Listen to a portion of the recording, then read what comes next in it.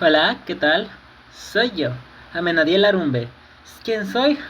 Simplemente soy un estudiante de medicina y hoy vamos a ver historia de la inmunología. El lore de la inmunología técnicamente es algo muy sorprendente. Y en sí, ¿qué es la inmunología? Bueno, su, como tal, se trata de una ciencia que abarca todo lo que tiene que ver con sistema inmunológico, tal como mecanismos de acción, comportamiento, diferentes tipos de respuesta y el cómo estas cubren las o defienden tanto al organismo como atacan a quienes intentan dañarlo. Su etimología viene pues de la palabra inmunitas o immunitis, que pues significa estar exento de. Así como posiblemente el otaku que está viendo este video está exento de tener una novia posiblemente para siempre. Bien, el documento que estoy utilizando se los dejaré en la descripción, así que utilicemos los antecedentes como tal. Empezamos desde el 460 a.C., donde Túcides, un historiador griego, observó el siguiente detalle. Durante los episodios de guerras y pestes, había un extraño comportamiento, el cual era el siguiente. Todo aquel ciudadano, ya sea soldado, civil, que pasaba por un periodo de enfermedad, al momento de recuperarse, era capaz de atender a sus semejantes que aún no terminaban de pasar por la enfermedad, por decir que estaban inmunizados o que tenían pues ya una resistencia. Ahí fue donde entró Hipócrates y propone alteraciones en los sistemas de los humores, los llamados 4 humores, aquí se los voy a dejar. Los cuales pues este era el humor maligno, que se le conoce también pues como miasma o miasma, algo así se le conoce. Todo esto como causa de la peste a partir del 460 hasta el 377 antes de Cristo. Ya pasándonos después de nuestra era, pues tenemos uno de los milagros que empiezan pues a darle relevancia, tal como lo es el milagro de San Cosme y San Damián, con el éxito de un trasplante de seno injerto, es decir, fuera del organismo, originario por fuera del organismo, al emperador Justiniano. Imagínense, o sea, imagina nada más que estás enfermo y que te ponen la pierna de un paciente enfermo. Solamente imagínate, el trasplante de seno injerto es eso, que te pongan algo que no es tuyo, pero que es compatible. Ándale. Eso pasó con el milagro de San Cosme y San Damián. Simplemente me lo imagino como estos hombres de Lego que les faltaba la pierna y órale, se la pusieron. Siguiendo hasta el siglo X con Rastes, un médico islámico, seguimos pues clínicamente la viruela, donde otras enfermedades eruptivas, es decir, que aquellas que producían erupciones y salpullidos en la piel, se establecían en sujetos y los cuales al recuperarse tenían cierta inmunidad y no corrían riesgo de convivir con semejantes que estaban pasando. Aquí es donde surge la teoría de la inmunidad adquirida, de decir, ok, ya me pasó, ya tengo la experiencia, mi cuerpo ya sabe a lo que se va a enfrentar, así que podemos saber cómo defendernos o cómo quedar exentos.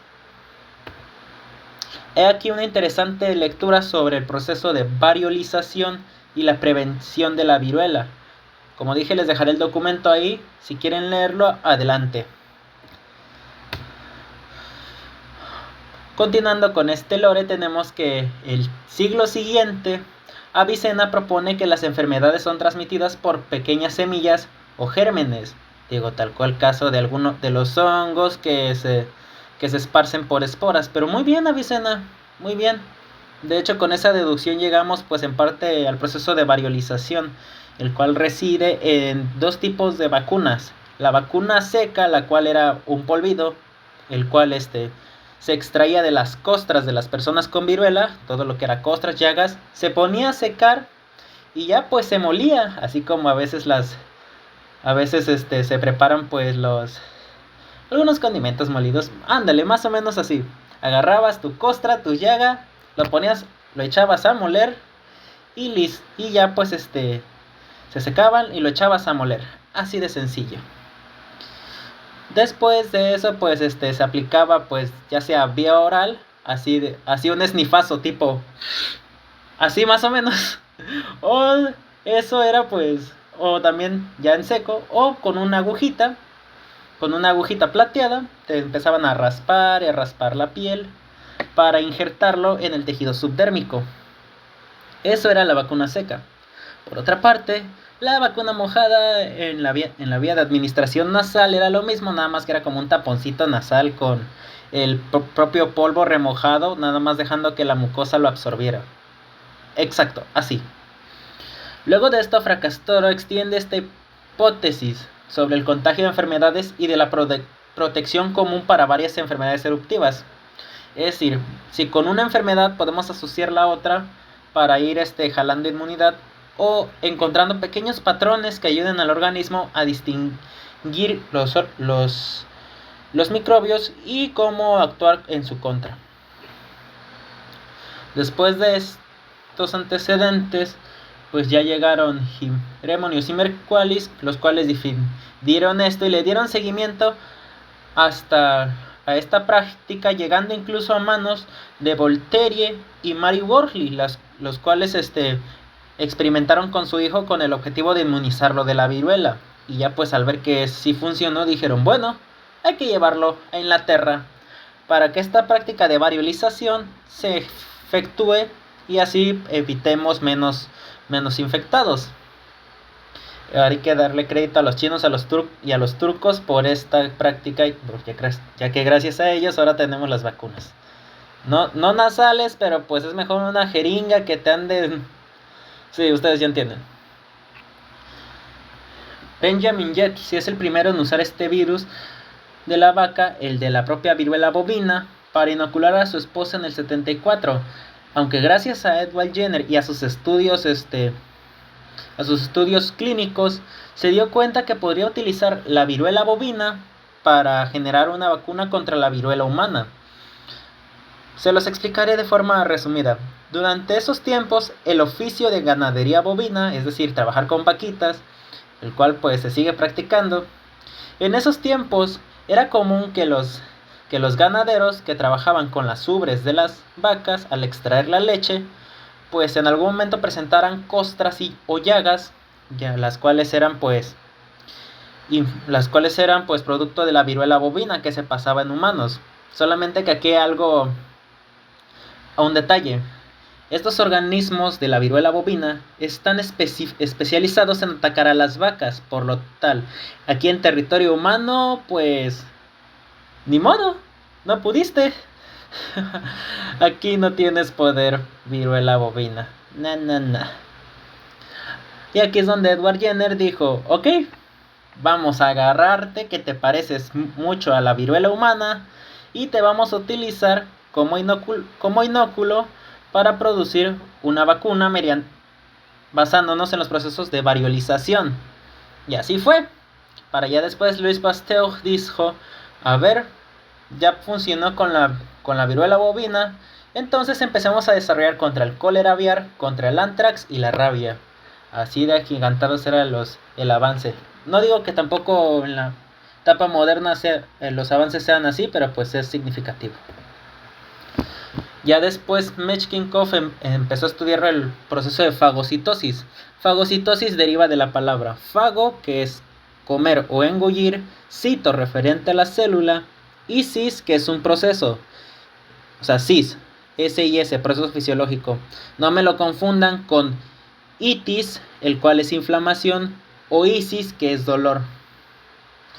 Muy bien. Ya después de esto de la fagocitosis empezó a ver pues la inmunidad celular, esta teoría, la cual fue reforzada años después con lo que sería de George Nuttall sobre su teoría sobre los anticuerpos o también conocidos bactericidas séricos, es decir, esos que ya estaban en sangre, no tenía que haber una vacuna previa para su tratamiento. Después Bergin y Kitasato empezaron con el estudio animal en toxoides. ¿Qué es un toxoide específicamente? Bueno, un toxoide se trata de un patógeno conservado en pues en un conservante, ya sea formol o alcohol. En esos tiempos se disponía de alcohol etílico, el cual pues ya se formaba este toxoide y se inoculaba vía sanguínea en los animales, los cuales al someterse a dosis subletales, es decir, que no te pueden matar, pero sí la vas a pasar muy mal enfermo en cama. Ya los animales, acorde al proceso natural de la enfermedad o evolución natural de la enfermedad, empezaban a producir antitoxinas, las cuales se les denominó anticuerpos. Ya después empezaron con los efectos líticos del suero, este suero que se encuentra en sangre, el cual pues posteriormente se le conoce como inmunidad humoral, es decir, un líquido que permitía la inmunidad de los organismos ante diferentes enfermedades. Aunque después se fueron descubriendo varias cosas, como que a veces el organismo puede ser un poco exagerado, más exagerado que la tóxica o la dramática. Sí, un poco más exagerado, tanto como para matarte por un shock anafiláctico, es decir, la anafilaxia. Caso más común es cuando te pica una abeja. O sea, imagínate, a alguien le puede picar una abeja y su reacción puede ser tan exagerada que en estos casos los músculos de la garganta se contraen y empiezan a sofocarte. Y ahí es donde entra, pues uno tiene que ir a urgencias y ya pues se hacen los debidos procesos. No voy a decir porque no quiero que luego manden diciendo, ay, es que lo vi aquí. No. Vayan, lleven urgencias. No se basen en lo que vean de un youtuber y menos si es un otaku. Bueno, Clemens von Piquet pues ya acuñó este término de alergia e hipersensibilidad, es decir, recuerden que les dije que respuesta exagerada se le conoce pues como hipersensibilidad. Ya pues empezó a estudiar la supuesta enfermedad del suero, que más que una enfermedad es una complicación de nuestro suero inmunitario. Ya después se empezó pues a estudiar más de cerca esto que pues ya sería el sistema de complemento, como la ruta opsonizante, esta ruta que pues a ver, si el sistema inmunológico no los encuentra porque pues los microorganismos se escondieron muy bien, el mecanismo de acción opsonizante va a encontrarlos, los va a ubicar, los va a fichar y órale, que les caen los anticuerpos. Ya después en el 21 se desarrolló la primera vacuna triple contra la tuberculosis, la BCG. Y años posteriores se encontró pues otra nueva forma de producir toxoides a partir de la conservación de formol en una toxina de difteria, también conocida como anatoxina. Esto pues permitió un mejor estudio, ya que pues aunque el alcohol etílico era algo agresivo con los microorganismos, pero pues el formol permitía una mayor conservación gracias al grupo formaldehído del que dispone, el cual es más amigable con la estructura química de los microorganismos. Pues en el 21 pues empezó pues a estudiarse de forma de la transfusión pasiva del suero y la reactividad con un paciente de alergia cutánea, es decir, cómo tratar a estos con hipersensibilidad, ni modo que los dejemos afuera, decir, no, porque tú eres bastante chillón hipersensible, te me vas. No, así no va la medicina, hay que cubrirlos a todos. Así que pues se realizan estos estudios para poder tratar a los hipersensibles sin complicaciones. Y pues empezamos por la inmunoglobulina E. Y pues tenemos 5 tipos de inmunoglobulinas: la A, la G, la I, la E y la M. Para ya después en el 30 ya se empezó a tener la siguiente idea sobre la existencia de moldes con sitio activo del anticuerpo, en las cuales se dice, a ver, tenemos anticuerpos específicos para cierto patógeno, pero antes de tenerlos hubo un proceso de enfermedad donde se tuvo que encontrar, ubicarlo, ficharlo, para ya después tener el molde y saber cómo es y cómo lo tenemos que atacar. Posterior a ello se identifican los anticuerpos en la fracción sérica de las gamma-globulinas, es decir, las inmunoglobulinas que conocemos. Para también en el 41 descubrir que la relación del factor RH con la eritroblastosis fetal. Ya pues en el 35, bendito sea, porque la inmunización local ya se podía administrar por vía oral. Honestamente sí sería muy cansado, o sea, no me imagino a los de antes ahí teniendo que utilizar otras vías. Aunque bueno, en esos tiempos ya estaba la vacuna, ya sea desde la época de Jenner, ya empezaban a hacer las vacunas que conocemos actualmente, con jeringa que pues, órale, pones el brazo y te vacunan. Ya desde ahí ya se acabó el proceso de variolización nasal. Luego de esto, Jules pues presentó pues un potente adjudicante de la respuesta inmune, es decir, los llamados refuerzos que luego se dan. Posterior a ello se estudian los temas de hipersensibilidad tardía, es decir, cómo responder a personas con hipersensibilidad con un lapso de tiempo que sea oportuno para inducir a un estado de homeostasis sin que el paciente se vea afectado. Además de describir el sistema antigénico RH en los glóbulos rojos y la tolerancia inmunológica. Años después, en el 44, aparece la teoría de la tolerancia inmunológica adquirida. 4 años después, en las células plasmáticas. Otros 4 años después, encontramos la A-gamma globulinemia. Ay, es demasiado largo. Solamente quédense con el término inmunosupresión o inmunodepresión, el cual pues es producto de que no hay anticuerpos suficientes para cubrir la demanda.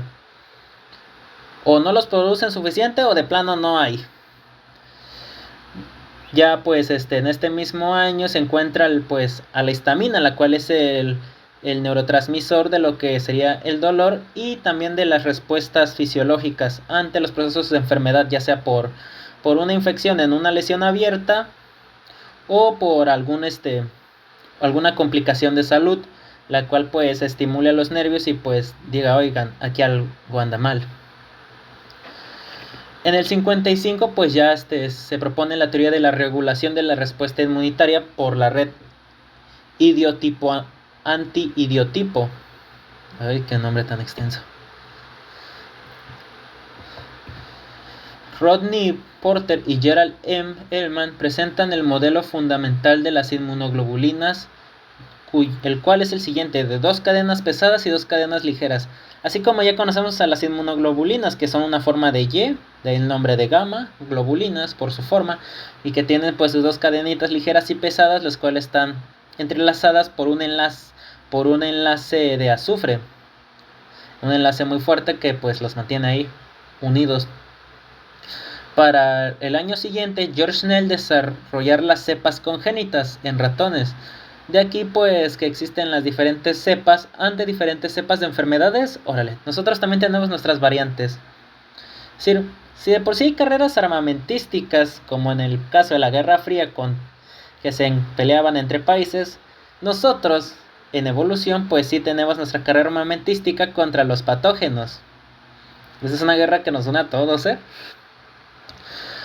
Seguido de ello, pues en el 66, Claman da información sobre la colaboración y regulación de la actividad entre linfocitos T y B. De ahí que tenemos a los linfocitos T auxiliares y a los B colaboradores.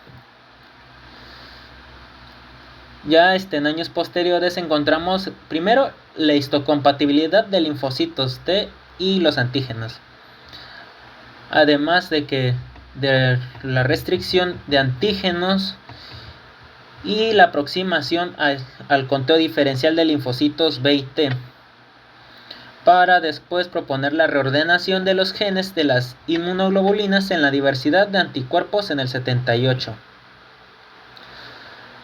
Año después, 680 en adelante, pues contamos con una gran variedad de avances que pues hace más largo el video, pero lo más importante del lore de la inmunología lo tenemos pues ya lo hemos recorrido, así que pues este sería un resumen rápido de los 80s hasta la actualidad, empezando por los complejos de histocompatibilidad, en los cuales se va estudiando cómo pues podemos incluso identificar las cepas y sus derivaciones, así como también encontrar los genes y receptores de linfocitos T, esto con el fin de reforzar inmunidad. Luego también tenemos la producción de anticuerpos monoclonales. Esto para, en caso de personas con inmunodepresión o inmunosupresión, poder apoyarles con su ausencia de inmunoglobulinas. Además de encontrar la formación de regiones B variables y C constantes, las cuales nos pueden ayudar en la síntesis farmacéutica de diferentes vacunas y medicamentos en enfermedades específicas. Además de que en el 90 ya empezamos con las técnicas de trasplante de órganos, lo cual pues en la medicina ayuda bastante, ya que incluso se prevén muertes o incluso se favorece la recuperación tras una afección crónica. Ya para años posteriores continuamos y encontramos que en las células Th1 y Th2 son tipos de citoquinas que se encargan de que la población celular produzca las células comunes como las Th0, mismas que pues abren el paradigma de patologías autoinmunes, ya que pues aunque son células agresivas, esto en nuestro organismo, esto no nos deja exentos de que nosotros mismos nos hagamos daño con nuestras propias armas, las cuales vendrían siendo estas células. Además de que se encuentra en sus receptores homólogos humanos el Toll-like y su papel crucial en la inmunidad innata y en la identificación de patógenos. Ya para después, en el 96, se encuentra que pues hay un tipo de reconocimiento en la infección viral a través de los linfocitos tipo T, es decir, ellos pueden reconocer mediante pequeños trozos de material genético que quedan en los virus el cómo atacarlos o saber si son pues un residuo de ADN o si es un virus intentando replicarse. Además de que en el 2002 se empieza a ver y a estudiar uno de los organismos, el cual es el gusano Caernoardithis elegans, que permitió pues establecer un nuevo modelo de regulación genética en el cual se desarrolla un organismo y mecanismo de muerte celular programada llamada apoptosis. Es decir, aquí es donde nos damos cuenta que pues incluso nuestras propias células pueden acabarse consigo mismas antes de tiempo, es decir, la apoptosis o muerte celular programada. Habrá un video después explicándolo. Y esto sería todo por hoy. Espero que les haya gustado el video y por favor de darle like, suscribirse y compartir. Además me gustaría mandarle un saludo pues a la doctora Laura, que fue quien me encomendó esta tarea. Y sin nada más que decir, cuídense. Nos vemos en el siguiente video. Chao.